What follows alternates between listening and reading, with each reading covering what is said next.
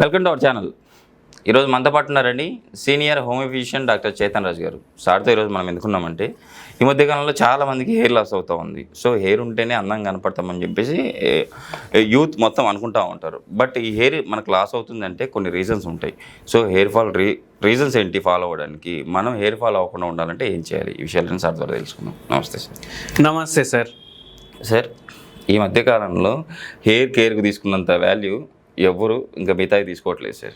But hair fall అవుతుంది అంటే కొన్ని రీజన్స్ ఉంటాయి కదా సార్, అసలు ఎందుకు హెయిర్ ఫాల్ అవుతూ ఉంది? మీరు ఒకటి అన్నారు, హెయిర్ కేర్కి ఉన్నంత విలువ దేనికి లేదు అనేసి. Yes sir. మీరు ఒకటి చూడండి, ఈ బ్యూటీ పార్లర్లకు పోయి ఖర్చు చేసి మొత్తం హెయిర్కి ఆ ట్రీట్మెంట్, కెరటిన్ ట్రీట్మెంట్, స్ట్రైట్నింగ్, అవి ఇవి 50,000 బిల్ చేసి వస్తారు బయటికి. ఓకే. అక్కడ పని చేసేటోళ్ళు ఉన్నారు కదా, వాళ్ళే వీళ్ళ జుట్టుని ఫస్ట్ షాంపూ చేస్తారు కదా, ఎస్, వాళ్ళు అఫోర్డ్ కూడా చేయలేరు, అంతా వీళ్ళు ఖర్చు చేస్తారు దాని మీద. ఓకే, అర్థమవుతుంది కదా మీకు? Yes sir. కానీ వాళ్ళ జుట్టు వీళ్ళ జుట్టు కన్నా బాగానే ఉంటుంది మళ్ళా, అవునా కదా? ఎస్. ఎక్కడ పెట్టాలి, ఎంత పెట్టాలి, మనకు అసలు కొంచెం ఆలోచించాలి మనం.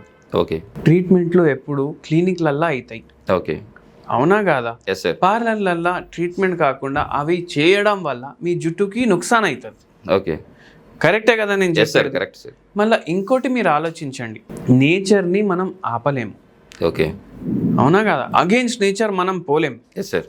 ఇప్పుడు యాక్టర్లు ఎంతో మంది ఉంటారు, హెయిర్ ట్రాన్స్ప్లాంట్ చేయించుకుంటారు ఒకసారి, ఎస్ సార్, మళ్ళీ పోతుంది, మళ్ళీ చేయించుకుంటారు, మళ్ళీ పోతుంది, మళ్ళీ చేయించుకుంటారు, ఆఖరికి బెజరై విగ్ కూడా పెట్టుకుంటారు.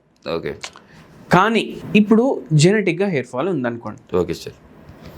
జెనెటిక్గా హెయిర్ ఫాల్ ఉంది అంటే మీరు మీ జుట్టుని ఒక ఏజ్ వరకు ప్రొటెక్ట్ చేసుకోవచ్చు. ఓకే. జర కేర్ తీసుకుంటే మంచిగా కూడా ఉంటాయి. ఓకే. మీకు 21కే బాల్డ్నెస్ వస్తుంది, బట్టతలా వస్తుంది అంటే ప్రాబ్లం. మీకు 35, 40, 50 ఆ ఏజ్లో వస్తుందంటే నో ప్రాబ్లం. ఓకే. ఎందుకంటే జెనెటిక్గా ఉంది మీకు ఆల్రెడీ బాల్డ్నెస్ ప్రాబ్లం. ఓకే. అది ఒక ఏజ్ వచ్చినాక వస్తుందంటే ప్రాబ్లం లేదు. కానీ మరీ 18కి వస్తుంది అంటే పరేషాని. ఓకే, అర్థమవుతుంది కదా? అది మనం డిలే చేసుకోవచ్చు. ఎట్లా? ఏది పడితే ఆ షాంపూ కొనొద్దు. ఓకే. మనం ఏ షాంపూ కొంటాం తెలుసా మీకు? చెప్పండి మీరు, మీ ప్రకారం ఏ షాంపూ కొంటాం? మ్యాక్సిమం అంటే హెయిర్ ఫాల్ అవుతుంది, డాండ్రఫ్ ఇట్లాంటి ప్రాబ్లం ఉందంటే హెడ్ అండ్ షోల్డర్స్ లాంటి షాంపూస్. ఎందుకు కొంటాం? ఏ అడ్వర్టైజ్మెంట్ మంచిగా అనిపిస్తే ఆ షాంపూ కొంటామా లేదా మీరు చెప్పండి. Yes sir. మళ్ళీ ఏ షాంపూ బాటిల్ జర కలర్ మంచిగా ఉంది, జర అట్రాక్టివ్ ఉంది, లుక్స్ జర కాస్ట్లీ ఉంది, అవి కొంటామా లేదా? కొంటాం సార్, అవునా కాదా? దాని బదులు మనం మైండ్ పెట్టాలి, ఏ షాంపూలో అన్నిటికన్నా తక్కువ కెమికల్ ఉంటాయి? బేబీ షాంపూలో ఉంటాయి. ఓకే, అవునా కాదా? Yes sir. బేబీకి వాడు తయారు చేస్తుండు షాంపూ కానీ సబ్బు కానీ అంటే, ఒకవేళ బేబీకి సబ్బు వాడినాక ఏమైనా ఎలర్జిక్ రియాక్షన్ అయితే కేసులు పెడతారు జనాలు. ఎస్. అందుకే అది చాలా జాగ్రత్తగా కెమికల్ తక్కువ ఉన్నవి వస్తువులు వాడి ప్రిపేర్ చేయడా? చేస్తాడు సార్. అందుకే ఆ షాంపూలు వాడాలి. ఓకే. అరే నేను బేబీ షాంపూలు వాడితే నా ఇజ్జత్ ఏముంటుంది? అరే నువ్వు ఏమైనా బయట చెప్పుకుంటావా? మనము ఏమేం వేసుకున్నాం లోపల మనం చెప్పుకోలేం కదా ఎట్లయినా దాని రంగు.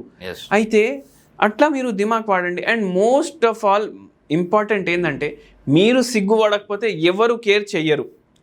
నేనే చెప్తాను బేబీ షాంపూ వాడండి బెస్ట్ అనేసి. ఓకే. మళ్ళీ సెకండ్ థింగ్ ఏంటంటే, అంటే జనాలు ఏం చేస్తారు, స్ట్రైట్నింగ్ చేస్తారు, ఆ ట్రీట్మెంట్ ఈ ట్రీట్మెంట్ అని చెప్పినా కదా, అవి చేపియకండి. ఓకే. అవి చేపియకుండా మీరు ఏం చేయండి అంటే, ఒక 50 ml కొబ్బరి నూనె తీసుకోండి. ఓకే. దాంట్లో 50 ml ఆర్నికా మదర్ టింక్చర్ అనేసి హోమియోపతి మెడిసిన్ వస్తుంది. ఓకే. ఇది వేయండి. ఓకే. ఒక 100 ml బాటిల్ తీసుకోండి. ఓకే. 50 ml కొబ్బరి నూనె వేయండి. ఓకే. 50 ml ఆర్నికా వేయండి. ఓకే. ఇది షేక్ చేసుకోండి. ఓకే. పెట్టుకోండి.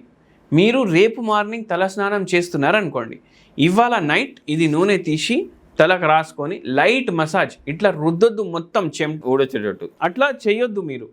మీరు మైల్డ్గా మసాజ్ చేసి పడుకోవాలి. Okay. And the arnica mother tincture plus కొబ్బరి నూనె మంచిగా మిక్స్ చేసి పెడుతున్నారు కదా, దీంతో హెయిర్ ఫాల్ తగ్గుతుంది. ఓకే. మళ్ళీ ఇంకోటి వెరీ ఇంపార్టెంట్ ఏంటంటే, బాల్డ్నెస్ వస్తుంది, అర్లీ ఏజెస్లో వస్తుంది అంటే హోమియోపతి మందులు వాడండి. ఓకే. హోమియోపతి మందులకి సైడ్ ఎఫెక్ట్స్ ఉండవు. ఓకే. ఇప్పుడు ఒక పెద్ద యాక్టర్ ఉండే, అంటే ఒక రేంజ్లో యాక్టర్ అన్నమాట అనుకోండి మీరు, ఆయనకు హెయిర్ ట్రాన్స్ప్లాంట్ చేయడం వల్ల ట్రైజమైనల్ న్యూరాలజియా వచ్చింది. ఓ అంటే ట్రైజమైనల్ న్యూరాలజియా అంటే నరాల బలహీనత అనుకోండి మీరు. ఓకే.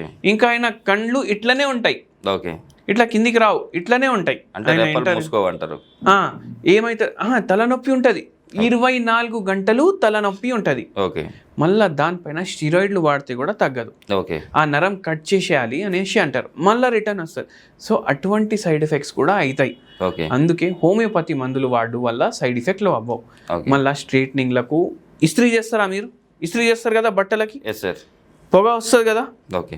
వైట్ షర్ట్కి మీరు రెగ్యులర్లీ ఇస్త్రీ చేస్తే మెల్లగా ఎల్లోయిష్ అవ్వదా? అయితే సార్ జుట్టుకి మీరు స్ట్రైట్నింగ్ చేస్తున్నారంటే మీరు ఇస్త్రీ చేస్తున్నారు జుట్టుకి. ఓకే. అవునా కదా? జుట్టు పాడు కదా చెప్పండి. ఎస్ అవుతుంది సార్. మళ్ళీ ఎందుకు చేసుకోవాలి?